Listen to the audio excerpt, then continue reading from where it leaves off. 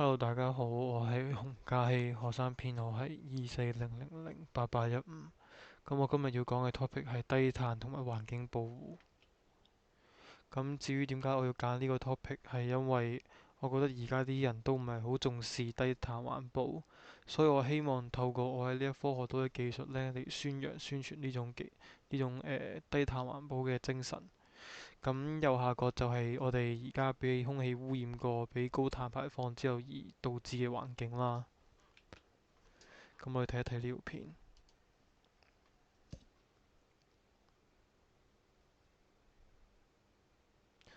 咁呢條片就可以睇出空氣污染對我哋嘅生活質素影響啦。咁高碳污染呢，主要係指過量嘅碳排放而造成嘅空氣污染啦，同埋氣候變化，亦都有對人類嘅三大危害啦。首先有我哋嘅健康啦，身體健康問題啦，亦都有我哋嘅生態環境嘅影響啦。最後都有我哋社會經濟嘅影響嘅，佢嘅影響範圍非常之廣泛。咁我哋睇一睇呢條片。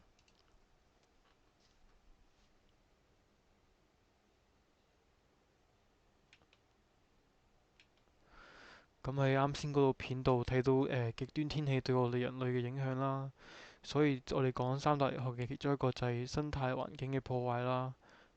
碳排放係全球變暖嘅主因啦，引發咗冰川嘅融化，對我哋世界嘅變化好大啦，令到我哋氣温上升，亦都會導致海平面上升，有更多嘅水災啦。之後亦都會令我哋更加容易地出現極端嘅天氣，例如颶風啊、乾旱同埋洪水嘅頻發啦。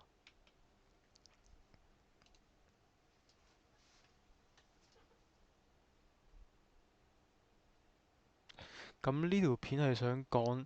空氣污染亦都會令到我哋患病嘅機會增加啦。因為高碳污染呢係常伴住 PM2.5啊、臭氧等污染物嘅，佢會加劇哮喘啊、支氣管炎同肺癌等疾病嘅風險啦。亦都空氣污染係同心臟病啊、中風呢啲病係有密切關聯嘅，長期暴露係會縮短壽命啦。咁呢兩種危害呢，都係最後會導致呢個第三種危害嘅，就係令到我哋嘅社會經濟有到影響啦。因為極端嘅天氣而導致政府要撥款去救災啊，而能源轉型啊呢啲成本好巨大嘅呢啲措施啦。並且我哋會過度依賴一啲不可再生能源啊、化石燃料產生依賴啦。所以都係一啲需要好巨大嘅財力嚟到進行嘅一啲措施，最後就係會造成一啲社會嘅不平等啦。因為貧困地區嘅抗災能力呢係一定係低過一啲富裕地區㗎啦。咁佢哋受到嘅高碳污染自然就會更加嚴重，所以會令到我哋呢個社會產生不平等啦。咁呢度係有幾則新聞講到極端天氣啊、高污染排放之後而導致對我哋影響啦。我哋可以睇得出呢係可以好危險到係可以死人嘅，有上過係達到水災係達到184，所以唔好睇小空氣污染對我哋嘅危害啦。同時亦都會令到我哋嘅生活更加不便啦，因為你可以見到佢嘅水浸係浸埋咗我哋嘅地鐵站啊、馬路，係導致我哋嘅生活更加麻煩啦。咁而家就要俾大家睇下我推出嘅一啲法寶嚟到幫助我哋啦。誒、咁我覺得上述嘅三種危害呢，主要原因都係因為呢，我哋成日都用一啲唔可以再生嘅資源啊、能源嚟到幫助我哋啦，仲要成日都浪費，而導致我哋嘅環境造成污染啊，一系列嘅危害。咁我覺得呢樣嘢呢，係可以提高我哋嘅環保意識嘅。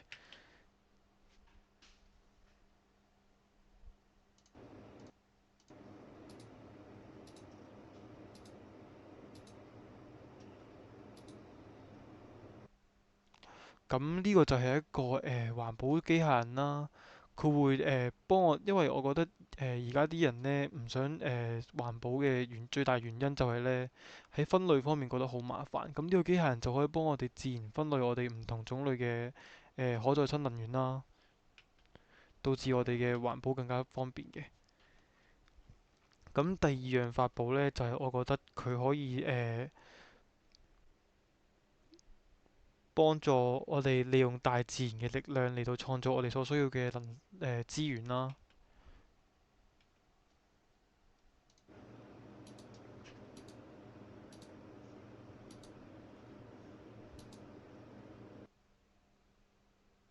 咁呢個就係風車啦。我覺得因為呢個風車呢，首先佢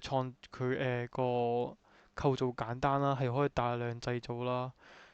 誒、並且佢可以帶來嘅資源都係非常之可觀嘅。佢嗰啲資源係利用風力嚟產生電啦，係一種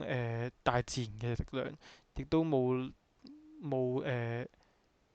令到我哋對化石燃油有更加大嘅依賴啦。咁